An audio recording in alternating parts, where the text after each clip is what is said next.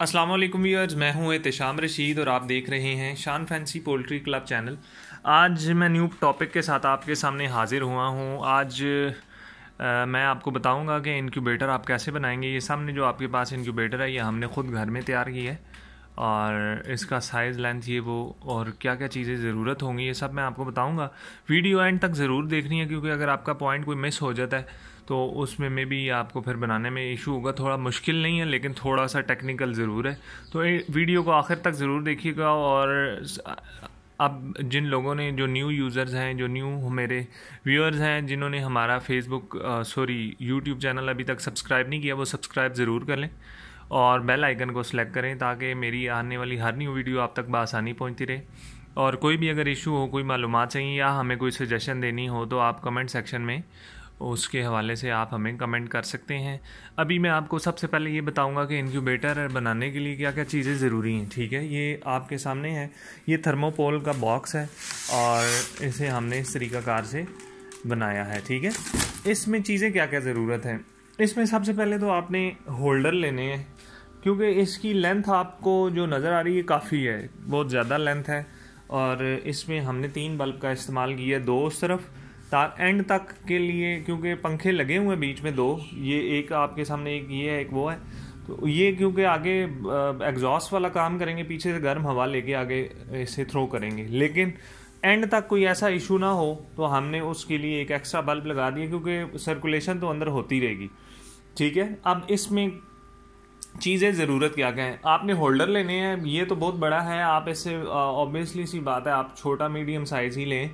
वो नॉर्मली आपको thermopol OLX पर अगर आप थर्मोपोल के नाम से सर्च करेंगे तो बॉक्सेस अवेलेबल होते हैं मुख्तलिफ साइज़ में, वो जो भी आपको पसंद है। अच्छा, कोशिश करनी है जो भी बॉक्स आप बनाएं, मिसाल के तौर पे इसके मिड में आप बॉक्स ले लेते हैं तो उसमें 2 बल्ब आपने इस्तेमाल करने हैं। बल्ब किस तरह लगाने हैं, एक आपने इस साइड पर लगा लेना है, एक उस साइड पर लगा लेना है। क्योंकि हमारी इसकी लंबाई ज़्यादा थी, चौड़ाई कम थी, तो इसलिए हमने स्टार्ट में 2 बल्ब और एंड में 1 बल्ब रखा है। ठीक है, रखने के लिए आपने एक बल्ब यहाँ और एक दूसरी साइड पे रखना है। और फैन आपने जो लेना है वो आपने छत वाली साइड पे रखना है, छत से उसे कम आपने 1.5 इंच दूर रखना है। उसके लिए आपको नट्स का इस्तेमाल करना पड़ेगा, पेच लेने पड़ेंगे लंबे साइज के। उससे यह है कि पंखा आपका, और थ्रो को आपने नीचे की तरफ रखना है, वो अंदर जो सर्कुलेशन होगी वो पूरे उसे इनक्यूबेटर के अंदर फेंकती रहेगी। ठीक है, अब देखें हमारे पास हमने क्या क्या यूज़ किया। इसमें होल्डर है, हमने 3 लिए, आप 2 ले लें। ठीक है, 2 फैन है, आपने 2 लेने की ज़रूरत नहीं है, 1 ले लें। इसके अलावा एक चार्जर होता है, चार्जर 12 वोल्ट है और 2 एम्पियर का चार्जर है। ठीक है, ये हो गया। और इसके बाद आपको एक चाहिए होगा थर्मोस्टेट। थर्मोस्टेट के लिए मैं आपको बता दूं, अगर आप पाकिस्तान में दराज.pk पर ये अवेलेबल हैं अगर आसानी से किसी को चाहिए, लेकिन वहाँ पर 450 से 500 रुपये के दरमियान है। तो ये जो आपके सामने थर्मोस्टेट है ये W1209 है। ठीक है, 1209, तो यही आपने इस्तेमाल करना है। तो ये मैंने बेसिकली अली एक्सप्रेस से मंगवाए हैं। अब मैं आपको डिफरेंस बताऊंगा प्राइस का कितना ज़्यादा है। अब यहाँ से 450-500 रुपये का एक मिलना है, मैंने ये अली एक्सप्रेस से मंगवाए हैं 3, तो ये मुझे 435 रुपये के मिले, यानी तकरीबन 130 रुपये का। तो पाकिस्तान में अगर आप कोई ऐसी ऑनलाइन सर्विस यूज़ करेंगे विद इन पाकिस्तान तो वो आपको ये 450 रुपये तक का मिलेगा। और अगर अली एक्सप्रेस का मैंने आपको बताया वहाँ से मंगवा लें, कोई इशू नहीं है। मॉडल मैंने आपको बताया थर्मोस्टेट इसे कहते हैं और ये W1209 के नाम से ये मॉडल है।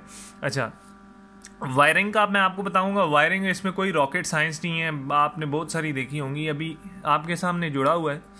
अच्छा, अब आपने ये सारी चीज़ें ले लेनी है, ये जो मैंने आपको बताई हैं। ठीक है, इसमें फ़ैन जो ये बड़ा आपके पास शो हो रहा है ना, ये मैंने 250 रुपये का परचेज़ किया। अगर आप छोटा लेते हैं तो वो 150 रुपये का मिलेगा। ठीक है, वो आपके इनक्यूबेटर के साइज़ पे डिपेंड करता है, अगर बड़ा है तो बड़ा फ़ैन लगाएं, छोटा है तो छोटा लगाएं।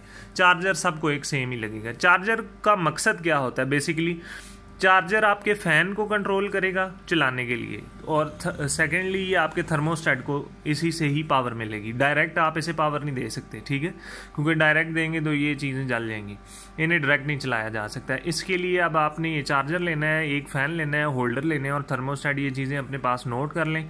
और वायर जो आपको चाहिए, वायर का मैं आपको मशवरा यही दूंगा कि आप जिस तरह वो सामने आपके पास है ब्लैक एंड वाइट में इस्तेमाल करें, क्योंकि plus minus basically black white ही होती हैं। ठीक है, तो अब वायरिंग का मैं आपको बता देता हूँ वायरिंग करनी कैसे है। अच्छा, अब ये आपके सामने थर्मोस्टेट है, इस पे आपको नज़र आ रहा होगा ग्राउंड प्लस 12 वोल्ट K1 और K0, ठीक है।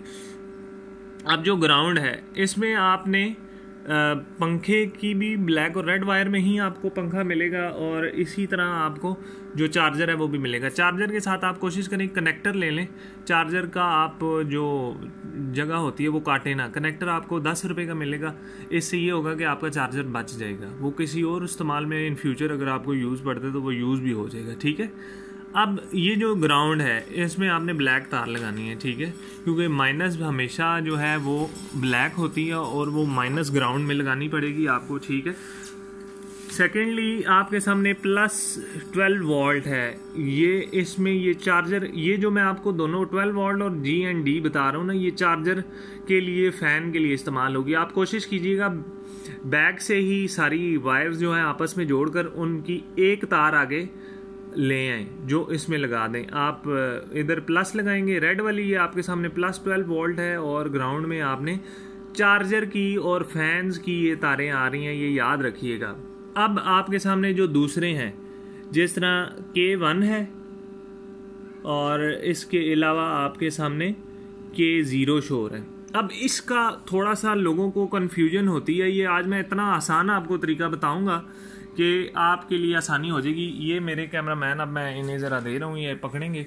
अभी तरीका बताने के लिए मैं आपको कह रहा हूँ, करना क्या है आपने।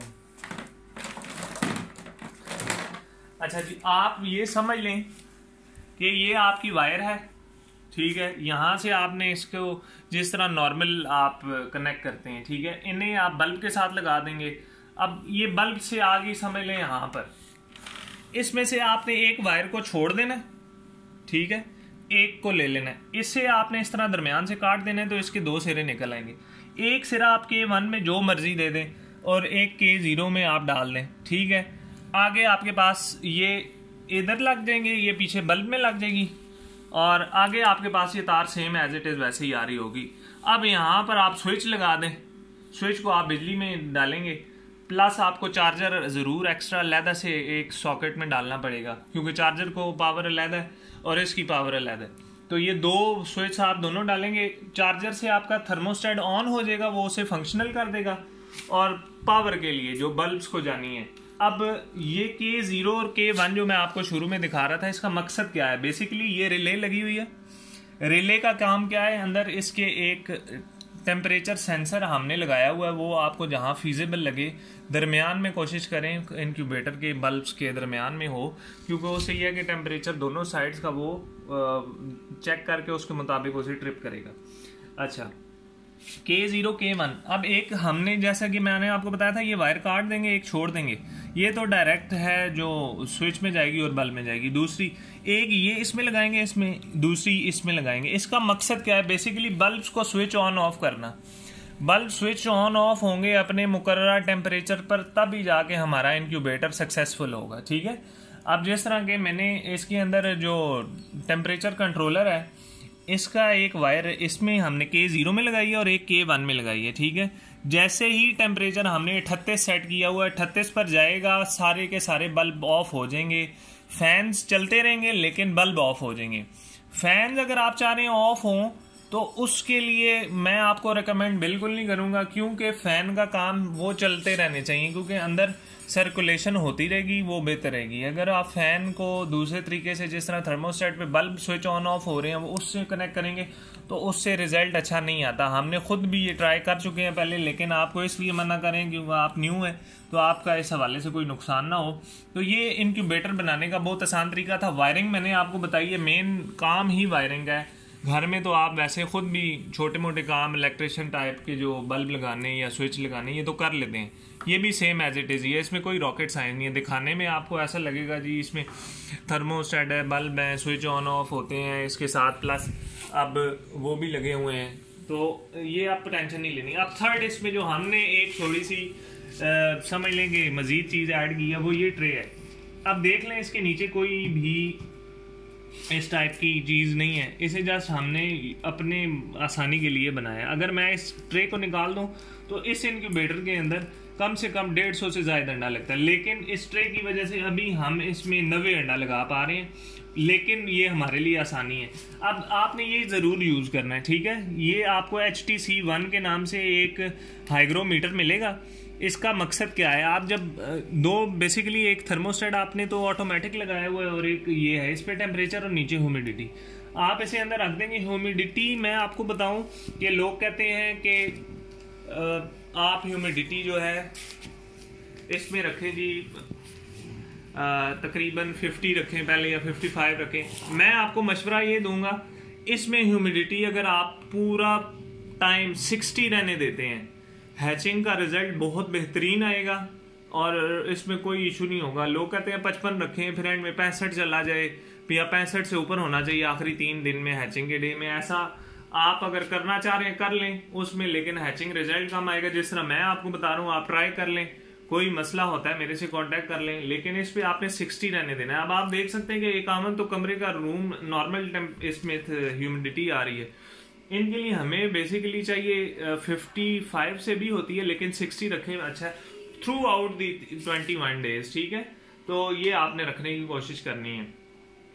अब ये आपने यूज करना है। अब इस ट्रे का मकसद क्या है, अब हमने समझ लें इसमें अंडे, क्योंकि अंडे आपको टर्न करने पड़ते हैं मैनुअल इनक्यूबेटर में, तो अंडे टर्निंग से अपना टाइम ज़ाया होने से बचाने के लिए हमने ये एक ट्रे बनाई है आपके सामने, ठीक है। इसमें मिसाल के तौर पे मैंने ऐसे अंडा रख दिया, अंडे सारे इसमें लग गए, मुझे इन्हें पकड़ के एक एक करके घुमाने की ज़रूरत नहीं है। मैंने इसमें इतनी स्पेस इसलिए खाली छोड़ी है ताकि ये इस तरह हो जाए। अब 20 मैंने डेट लिख दी, एक तरफ प्लस है या एक तरफ माइनस है, आप इस तरह कर लें। प्लस वाली साइड ऊपर रख दी। जब मुझे इसे घुमाने की ज़रूरत पड़ेगी, मैं इसे हल्का सा ऐसे आगे की तरफ करूँगा तो अंदर के सारे अंडे टर्न हो जाएंगे। तो ये इजी वे है अपना टाइम बचाने के लिए। ये करना चाहें ये कर लें, लेकिन जैसा कि मैं आपको ऑलरेडी बता चुका हूँ कि इसमें अगर मैं मैनुअल ऐसे डायरेक्ट अंडे रखूँ बगैर ट्रे के, तो इसमें कम से कम 150 अंडा आएगा, लेकिन अभी इसके अंदर 90x की कैपेसिटी है। तो ये सारी मालूमात थी आज की वीडियो में जो मैंने आपको बताई हैं। उम्मीद करता हूँ कि आपको मेरी वीडियो पसंद आई होगी। अगर पसंद आए तो ज़रूर उसके लिए मेरी वीडियोस को लाइक कीजिए और नेक्स्ट वीडियो के लिए अपने मेज़बान एहतिशाम रशीद को इजाज़त दीजिएगा। अल्लाह हाफिज़।